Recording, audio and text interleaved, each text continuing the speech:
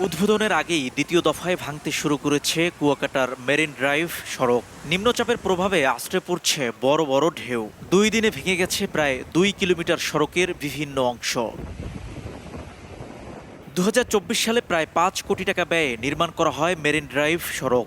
গত 29 মে ঘূর্ণিঝড় শক্তিতে সড়কটির কিছু অংশ ভেঙে যায়। 2 মাসের মধ্যে আবারও নিম্নচাপের ঢেউয়ে ক্ষতিগ্রস্ত হলো সড়ক। এবার শুধু সড়ক নয়, ভেঙেছে গাইডওয়াল ও ওয়াকওয়ে।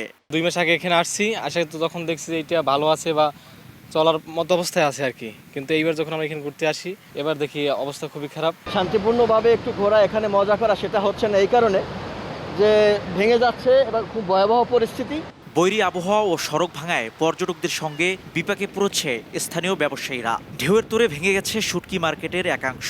স্থানীয়রা বলছেন, প্রতি বছরই বর্ষা মৌসুমে ভাঙনের কারণে কমে যাচ্ছে পর্যটকের সংখ্যা, আর এজন্য তারা ধুসছেন অপরিকল্পিত কাজকে।